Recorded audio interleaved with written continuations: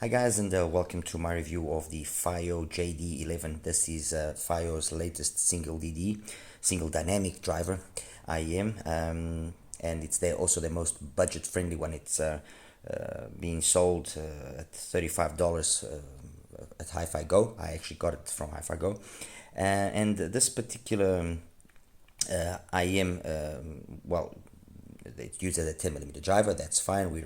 That's kind of all common. It uses a carbon-based diaphragm on that said driver. I'm guessing that they use this wording to be slightly cautious as not to repeat situations that have happened in the last couple of months with other brands.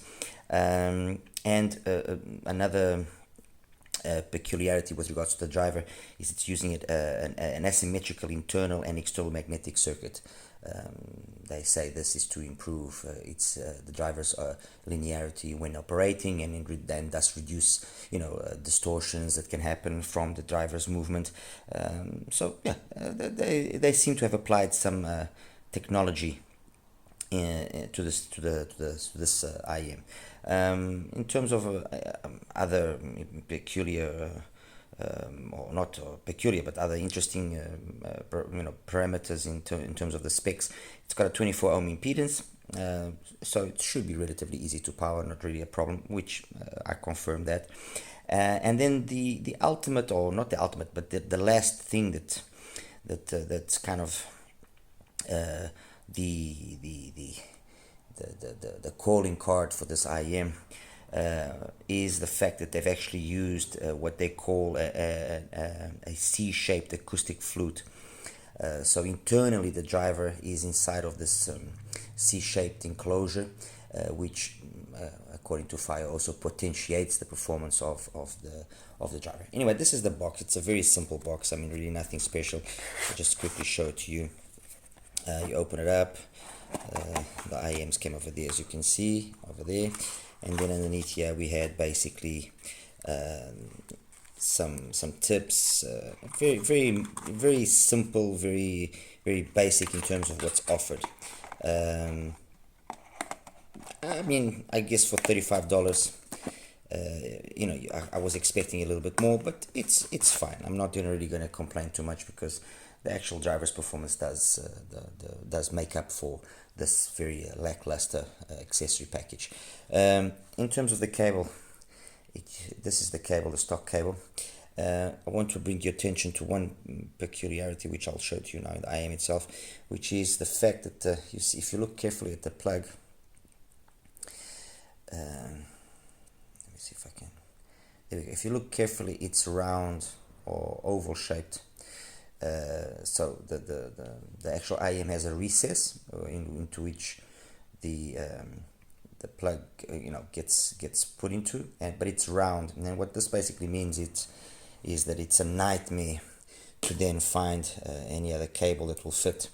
I actually was able to get this nice HJK cable to fit by doing some handy crafting on the actual termination, and I cut away some of the plastic of the terminal, and I was able to get it to fit nicely. As I said, this is a nice HDK cable. Nice. I just used it because I just liked it better than the stock one, to be honest, not because sonically I saw any difference. Yeah, so the IEMs themselves, they've got, like I said, this well, it's not an unusual shape from the outside. It kind of reminds me of the Blon, but like I said, internally it does have this C-shaped enclosure, let's put it that way. The pretty decent length in the nozzle, and actually the tips that I'm using are the stock tips. They also worked quite nicely. There was no need for me to go and resort to my usual KB Euro 7s, although I did try it out, and I didn't really see that much of a difference in terms of the performance, so I just left it with these tips. Anyway, in terms, they got a nice weight to them. They got a nice, acceptable weight to them. The fit, as I said, I didn't really have any issues, but obviously I will mention that you need to be careful with what tips you choose, so that you make sure that it does stay in your ear. And yeah, that's it. I mean, isolates pretty decently once it's put inside your ear, solidly. So it doesn't really there's not really much more that I can say with regards to that. What then do I have here to just make a quick comparison because there's no real need for me to prolong this review too much. I've got the Tripowin Piccolo, I've got the Fiio SG01, an older IM, but still very much an IM that makes sense, especially when compared with the JD11. I've got here the HBB Z300, the Blon, and then on the right hand corner here I've got the venerable Blon BL-03. Why these IMs? Well, first of all, the Blon, I've got it here because the moment I heard the JD11 I was reminded of the Blon, and that was confirmed because when I graphed it graphs basically identical to the Blon. Having said that, however, there's one thing that I want to bring just a small attention to, which is the fact that it's not so much in the bass where I see the difference between these two. Both of them have a nice mid-bass punch. The Blon has always been known for that. It's got a nice mid-bass punch. It has decent sub-bass extension. It's got this nice tonality to the mids, this nice warmth to the mids, which gives it this very kind of old school sound. And that's basically what you get here. However, in the highs, although graphically they seem to share, basically the same output, or very similar in the way they do, I found the highs of the Blon to just be a smidge more detailed. I mean, if I'm going to not nitpick, if I'm going to say where there's the difference, I guess that they traded a little bit less extension or a little bit less detail for a treble which maintains itself a little bit more clean and unfatiguing, while the treble on the Blon is a little bit more unpolished. It's a little bit more harsh. It's not aggressive. I never found it to be aggressive or harsh or anything of the sort, but it's just a little bit more unpolished. So I guess they traded, the lack of detail a little bit with more polishedness, with a more polished presentation of the treble, while the Blon opted for the opposite. Okay, so let's just go through this quickly. The Blon, I've basically already talked about it, and compared with the JD11, the sound is very similar. In terms of technicalities, they trade blows, they kind of swap, neither of them is a technical beast. Okay, fine. For the price, I guess that it's not bad. They've got decent enough detailed retrieval, decent enough soundstage and imaging. Although for me, the better characteristic out of those will be the sound staging, which is acceptable. It's pretty decent. Slightly better on the Blon than on the JD11, but then in terms of the resolution, or not so much of the resolution, sorry, in terms of the imaging, the JD11 is slightly ahead of the Blon. So they kind of trade blows. In terms of timbre and tonality as well, they're very similar to each other. There's honestly not a lot of difference here. In some songs, with regards to the bass and the way that the bass has been executed here, in some songs I did find the bass of the Blon to be, of the JD11 to be a little bit more full-bodied than on the Blon.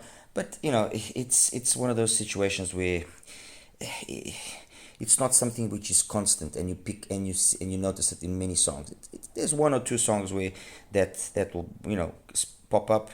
Like for example, From Dusk to Dawn from George Duke. Yes, you notice there's just a little bit more girth, more weight on the slams here than as opposed to the Blon. But overall, they're very similar. And then now next, I'll talk about the Fiio. And why the Fiio? Because the Fiio was in its day a kind of a Blon with a better executed or more lively mid and treble presentation, and way more details past 10K than the Blon. So I remember when I first reviewed the SG01, I said straight away, well, this is kind of a modern day 03. And I think that basically sums it all. It's got a more lively, more detailed, more resolving mid-range than the Blon. Way more extension in the treble, so in that department it beats the Blon, not by miles, but it beats it. There's more there. Yes, that does bring with it perhaps an earlier onset of some fatigue if you like listening to your music loud. But in terms of the bass, I'll still give the bass to the Blon 03. There's just something about the tonality of the bass of the 03 that just slightly edges out the Reacher ST. Not a big difference, but there is. When I compare the Reacher then with the JD11, in terms of the mids and the highs, there's more information here than there is on the JD11. There is, definitely. The bass, I'll give the bass to the JD11. Technicalities, I'm going to give them all to the Reacher. The Reacher's got a better soundstage. It's wider, it's taller, it's deeper, much better detail retrieval, much better imaging. So in terms of the technical part of it, everything I'll give it to here, except for the tone and the tonality that I prefer it on the JD11.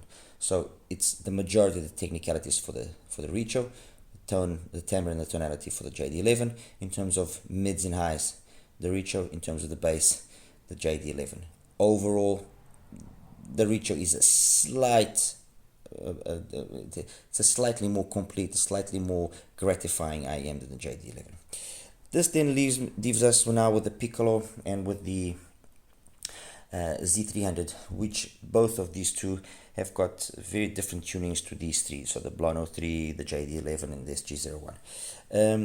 If in the bass there's a lot of similarities between them, or well, all of them actually, it's just then a question of how thick that bass is, how detailed, how resolving, quick, more slam, less slam. The bass of the Z300 is, in terms of its overall quality, perhaps slightly better than the bass of the JD11. Perhaps. I mean, I was really torn. I had to go through quite a lot of songs. But ultimately, yes, ultimately I'll give it to the Z300. In terms of the mids and the highs, because they've been tuned to be purposely more relaxed so that their bass can shine more, can come out more. It's not entirely a fair comparison, but if I have to compare, if I have to say which is the ones I prefer, I ultimately like more the polish of the way and the way the mids are done here in the Z300. So it's more better done there. That's not very good English, but you guys understand. In terms of the extension past 10k, the treble and then the extension past 10k, that sensation of space and so on, I think that's where the Z300 actually falls a little bit short. The Reacher outdoes it easily. Even the Blon 03, in my opinion, still is able to do better than the Z300. But the Z300, in terms of its mids and its bass, excellent IEM, excellent IEM, very much capable of keeping up and exceeding the JD11. Finally, the Tripowin Piccolo, the one that has kind of a little bit different tuning to all of them. And for me personally, probably the one that makes the most sense, and the one that will probably satisfy a wider range or a bigger range, a big crowd, because of how versatile it is. It's not an IEM that is capable of just playing one genre of music. The mids and the highs on the Piccolo, for me personally, are exceptional. Okay, they might not graph as pretty as on the Z300, for example, but they are exceptional. Very well done, male and female vocals, loads of detail, and then technically it also shines. Great soundstage, wide, deep, high, great imaging, great detail retrieval. Timbre and tonality is still competent, although it just slightly less organic than the Z300 and also the FD11. That's basically it, guys. I mean, this is a hard one to say, yes, go out and buy it, and because it's not the greatest and the latest and so on and so forth. I mean, we're talking $35. The Reacher can be had for about $40, $39 from Nano. The Z300 is $35. The Piccolo is $35. The Blon, you can get it for $26. So, if you have any of these others, is this an upgrade? No, it's not an upgrade. Okay, definitely not an upgrade. If you have a reacher, does it make sense to buy this? In my opinion, no. If you have the Z300, does it make sense to buy this? As well, no. Even the Blon, I would say, doesn't make sense. It doesn't. Although it's got the issues with the fit and it's an older IM, it still doesn't make any sense. The Piccolo, it's like I said, it's the IM that I would probably choose as being the safest choice for the wider range of people, the big, the broader consumers out there. So yeah, that's basically it. I mean, I would say listen to it. Don't go and spend your cash straight away. Listen to it. Make sure this is what you actually want, and it is substantially better. If you have any of these four, if that it is substantially better than that. Otherwise, what's ultimately going to happen is you're going to buy it, you're going to have the honeymoon period where you're going to enjoy it, and then you're going to discover that, okay, well, my Blon 03 is just as good, and I've already had it for 3 or 4 years, so maybe I shouldn't have spent money there. That's what I'm basically saying. I'm basically saying is just don't go and spend the cash outright straight away. Just, chill, relax, see if you can have a listen to it, maybe listen to a few other reviewers talk about it, and then decide what you will do. Okay, anyway guys, I'll just quickly show you the graphs and we'll be done after that. Thank you. Hi guys, and welcome now to the graph section for the Fiio JD11. Let me just quickly take away all these other graphs here so we can understand better what it is that I want to show you. And there we go, that's the graph for the Fiio JD11. As you can see, it's a V-shaped V-shaped signature. We're talking everything staying within a interval of 66 to 76, 77, so 10 dBs, more pronounced bass than mids and upper mids. But in essence, it's a nice signature, nice full bass, bleeds a little bit into the mids, but nothing too dramatic. Relaxed pin again, peaks at just over 2K, kind of remains itself more or less plateaued, a little bit of a dip there after 5, peak for the coupler, and some extension past 10K. The extension is not as much as what the graph would lead you to believe. Okay, that's the JD. Let me first put here straight away the Blon, which was the IEM that reminded me the most about. And here we go, that's the Blon. The Blon is basically on top of it. The thing here on the Blon is that it just tonally sounds, it's not that it sounds better, it sounds worse. It sounds very nice tonally. That's always been the strength of the Blon 03 in my opinion. But it does have a little bit more extension here, even if that extension isn't as polished as on the JD, and the JD being a little bit smoother, although graphically you would think that it would be basically the same, okay, but it isn't. Okay, so that's the Blon. The next one I'm going to show you now is the Z300, the HBB. Again, as you can see, very similar, very similar. This almost begs the question if the drivers being used here are somehow similar or equal or something. Just a little bit smoother in the upper mids and treble area, so it doesn't have this kind of little peak here, and less extension, which is noticeable when you actually hear. The bass is basically the same, be it on the JD or on the Blon Z300 HBB, so really not, you can't really say or see much of a difference there. The next one now is the Reacher, the SG01. Again, a very similar graph in terms of the bass and everything, the peaks, the extension, significantly more energetic. I mean, we're talking about a 3-4 dB almost, so 75, 79, 4 dB difference in this area between roughly 2 point something and 5K, which does obviously show itself as it's got more upper mids, female vocals come across, more energetic, more open. There's more treble, there's more detail, definitely. However, this doesn't really come at the cost of it, in my opinion, at least being in any way aggressive or harsh or anything, which I think is a good sign, which means that the driver being used is a good driver. Just for the sake of comparison, because I mentioned that when I reviewed the SG01, it reminded me of the Blon 03 as well, and well, there you go, that's the Blon, and they basically graph the same, as you can see. It's just again that difference in energy, and that's why at the time As I mentioned earlier in the review, I said that the SG01 was like a modern day Blon 03. So let me just quickly put again on the JD11, and then this last one here is the graph of the Piccolo.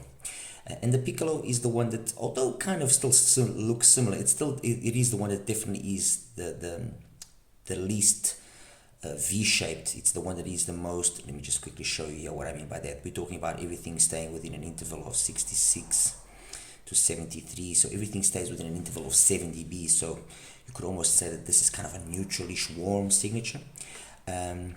And personally, okay, fine, some of you might not agree. Some of you might say that, you know, the Z300, which I've just put up now, will be a better choice. It's a little bit warmer in the bass, and personally, I think the Piccolo is more complete as an IM. It's got way more detail than the Z300, and it just sounds more complete. It's not that it sounds better or worse, it just sounds more complete to my ears and to my music.